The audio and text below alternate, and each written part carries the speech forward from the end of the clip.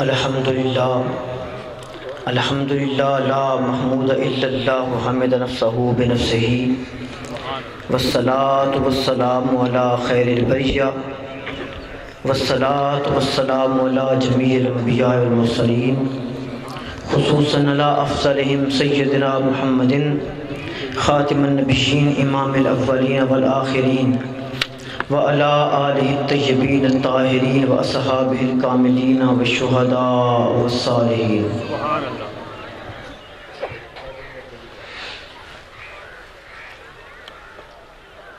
دوبارہ سیٹ کرو۔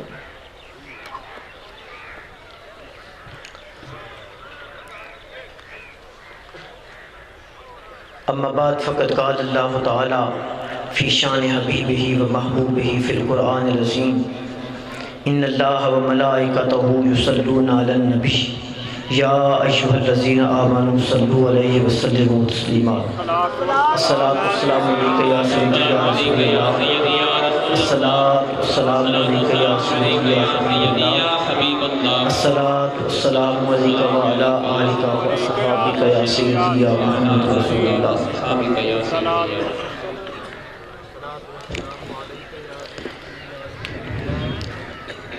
رب اشرح لی صدری ویسر لی امری واحلل عقدۃ من لسانی یفقہوا قولی۔ اللہ تعالیٰ جل مجدہ کی حمد و ثنا اور حضور نبی کریم رؤوف رحیم صلی اللہ علیہ وآلہ وسلم کی ذات بابرکات پر ہدیہ درود سلام اور نعت کے بعد، تیرے عشق نے بخشی ہے یہ سوغات مسلسل، تیرے عشق نے بخشی ہے یہ سوغات مسلسل، تیرا ذکر ہمیشہ تیری بات مسلسل،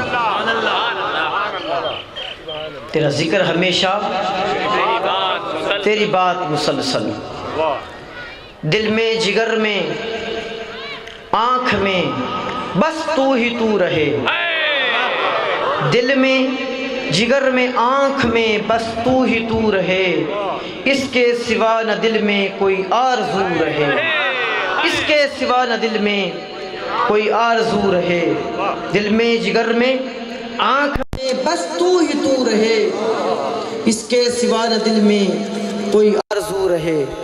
الہی آمین۔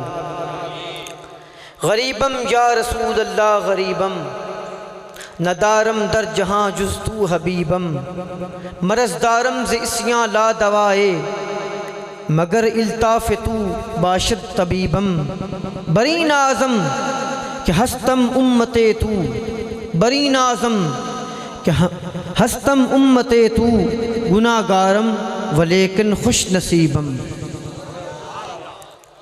یا رسول اللہ میں بہت غریب ہوں، غریبم یا رسول اللہ غریبم ندارم در جہاں جز تو، تیرے سوا میرا اس دنیا میں کوئی ساتھی نہیں ہے، مرض دارم سے اسیاں لا دوائے، مجھے گناہوں کی مرض نے آ لپیٹا ہے جو لا دوا ہے، مگر الطاف تو باشد طبیبم، اگر تیرا لطف و کرم ہو جائے تو تو میرا طبیب ہے، تو میرا ڈاکٹر ہے۔ بری نازم کہ ہستم امت تو، مجھے اس بات پر بڑا ناز ہے کہ میں تیری امت میں ہوں، مجھے اس پر بڑا ناز ہے کہ ہستم امت تو، کہ میں تیری امت میں تو ہوں، گناہ گارم ولیکن خوش نصیب، گناہ گار ضرور ہوں لیکن بڑا خوش نصیب ہوں۔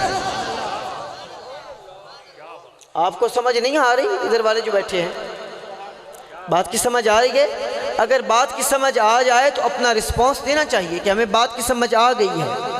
سبحان اللہ کہتے ہوئے بندے کا جاتا کچھ نہیں، داد کا میں طالب نہیں ہوں، نہ مجھے داد کی ضرورت ہے، نہ ہی میں بار بار یہ عام مقررین کی طرح آپ کو کہوں گا کہ کہہ دیو سبحان اللہ، یہ اس کے بعد میں نہیں کہوں گا، بس میں اپنی بات کرتا چلا جاؤں گا۔ آپ صلاۃ والسلام پڑھیے، اور چونکہ پہلے بہت لیٹ ہو چکا ہے اور میں چاہتا ہوں کہ بر وقت نماز عصر کے لیے بھی آپ کو ٹائم دیا جائے، اور نماز عصر کے بعد آپ اطمینان سے لنگر کھا کے دعائے خیر میں شامل ہو کے پھر اپنے گھروں کو رخصت ہو سکیں۔ صلاۃ والسلام پڑھ دیجئے، میں اپنا موضوع شروع کروں۔ نعرہ رسالت، نعرہ رسالت۔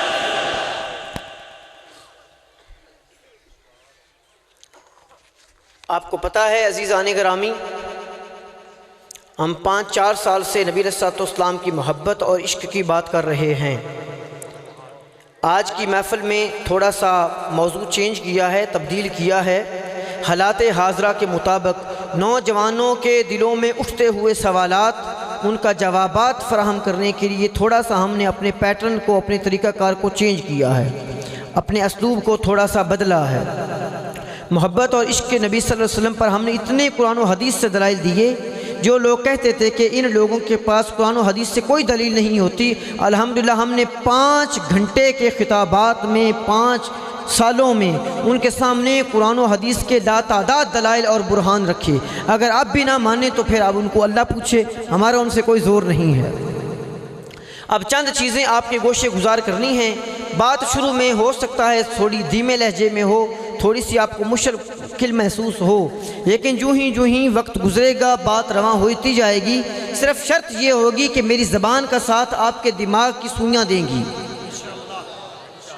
آپ کے دماغ میں جو گھڑیاں ہیں نا، آپ کی دل کی دھڑکن کی جو گھڑیاں ہیں، وہ میری اگر زبان کا ساتھ دے سکیں تو ہم بہت تھوڑے وقت میں بہت زیادہ باتیں کر جائیں گے۔ لفظ ہم استعمال کرتے ہیں عید میلاد النبی، تو لوگ اعتراض کرتے ہیں کہ عید صرف عید الضحیٰ ہوتی ہے اور عید صرف عید الفطر ہوتی ہے۔ صرف اتنا ہی آپ سے پوچھوں گا ان کے گوشے گزار کرتے ہوئے کہ کیا نبی علیہ السلام اگر تشریف نہ لاتے تو کیا عید الفطر ہوتی؟ اگر سرکار نبی علیہ السلام تشریف نہ لاتے تو کیا عید الضحیٰ منائی جاتی؟ جب ساری عیدیں ہی سرکار کا صدقہ ہیں، اور عید کہتے ہیں خوشی کے دن کو، اور سرکار سے بڑی ہم کو خوشی ہے کوئی نہیں۔ کوئی سرکار کی آمد کے علاوہ کسی کو کوئی بڑی خوشی ہو تو مجھے بتا دے۔ سرکار کی وجہ سے ہمیں دولت ایمان اور دین اسلام نصیب ہوا ہے، اس لیے اس نعمت پر ہم جتنے شکرانے بھی کریں کم ہیں، جتنی خوشیاں بھی منائیں کم ہیں، اس لیے ہم اس میلاد کے دن کو عید میلاد النبی کہتے ہیں۔ نعرہ تکبیر، نعرہ رسالت۔ لوگ کہتے ہیں گا کرنا بتایا جائے، بس سنتے سکھاؤ لوگوں کو۔ بھائی سنتے تو سکھاتے ہیں، میلاد مناتے ہیں تو سنتے سکھاتے ہیں، سیرت اپناتے ہیں۔ ہم کوئی ایسے ویسے ہیں، ہم سرکار کی عظمت کا پورا احترام کرتے ہیں۔ ہمیں اچھی طرح خوب پتہ ہے کہ میلاد مصطفیٰ کو کس طرح منانا چاہیے۔ یہ باتیں ہمیں ایرے غیر نتھو خیروں نے بتانی ہیں، ہمیں خود نہیں پتا کہ سرکار کی عظمت کیا ہے اور ہم نے کیا کیا کرنا ہے۔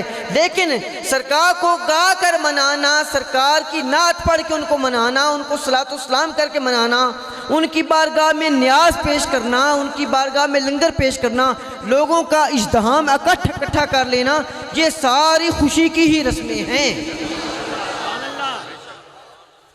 آپ شادی کرتے ہیں، ولیمہ کرتے ہیں، دوستوں کو بلاتے ہیں کہ نہیں بلاتے ہیں؟ بھلا کیوں بلاتے ہیں؟ اس لیے بلاتے ہیں کہ خوشی کا موقع ہے، اور جب سرکار کی خوشی کا موقع تو اس لیے ہم لوگوں کو اکٹھا کرتے ہیں، لوگوں کو بلاتے ہیں اور ان کو کہتے ہیں کہ آج ہمارے سرکار کی آمد ہے، آؤ ہماری خوشی میں شامل ہو جاؤ اور ہمارے ساتھ لنگر بھی کھاؤ اور نعتیں بھی سنو سرکار کی۔ حدیث پاک میں پیش کرنے لگا ہوں بخاری شریف کی، یہ لوگ جو بہت بخاری کا نعرہ لگاتے ہیں وہ سن لیں۔ حضرت عائشہ صدیقہ رضی اللہ تعالیٰ عنہ فرماتی ہیں، آپ راویہ ہیں اس روایت کی، کہ میں ایک دن اپنے گھر میں تھی اور دن تھے عید الضحیٰ کے۔ بات سمجھ میں آ رہی؟ آپ کی توجہ ہے؟ سیدہ فرماتی ہیں کہ میں اپنے گھر میں تھی اور عید الضحیٰ کے دن تھے، 9 ذی الحج کا دن تھا، تو میں بیٹھی تھی، میرے پاس 2 بچیاں مدینے کی بیٹھی تھی، تو دف بجا کر جنگ بیعاص کا نغمہ گنگنا رہی تھی۔ دف بجا کر، وہ روایت کہتے ہیں کہ پرانی ہو گئی اور بڑے لوگوں نے سنائی ہے، سرکار کی آمد پر بچیوں نے دف بجائی تھی۔ ایک نئی روایت سن لیں، وہ کہتے ہیں کہ سرکار کی آمد کا اذان آ رہی ہے، اب تو اذان توجہ سے سنیں۔ جنگ بیعاص کا نغمہ گنگنا رہی تھی اور سرکار نبی علیہ السلام اپنے رخ انور پر کپڑا اوڑھ کے ایک طرف سو رہے تھے گھر میں ہی، اور ساتھ وہ نغمہ سن رہے تھے، دف بھی سن رہے تھے۔ میں بات ذرا جلدی کرتا جاتا ہوں چونکہ باتیں بہت زیادہ کرنی ہیں، وقت بہت تھوڑا ہے۔ ہم بھی انشاءاللہ پورے 4 بجے اذان دے کے نماز کا پھر 15 منٹ کا وقفہ ڈال کے نماز پڑھیں گے۔ جلدی باتیں سنتے جائیے۔ بات کوئی پسند آ جائے تو آپ نے داد ضرور دینی ہے، داد کا مجھے شوق نہیں، مجھے صرف یہ پتہ چل جائے کہ آپ کو بات کی سمجھ آ جائے، صرف اس لیے داد ضروری ہے اور کوئی ضرورت نہیں۔ بچیاں دف بجا بجا کر جنگی بیاس کا کوئی نغمہ گنگنا رہی تھی، سرکار لیٹے ہوئے تھے، ابو بکر آ گئے۔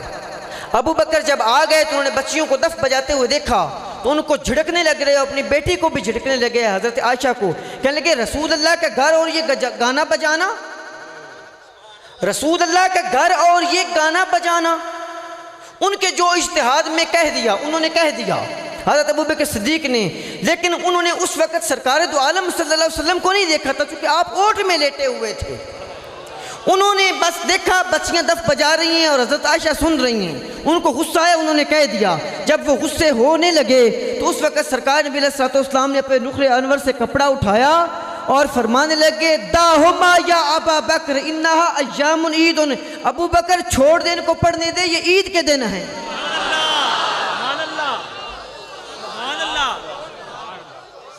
ابو بکر ان کو روکو نا، یہ عید کے دن انہیں پڑھنے دو۔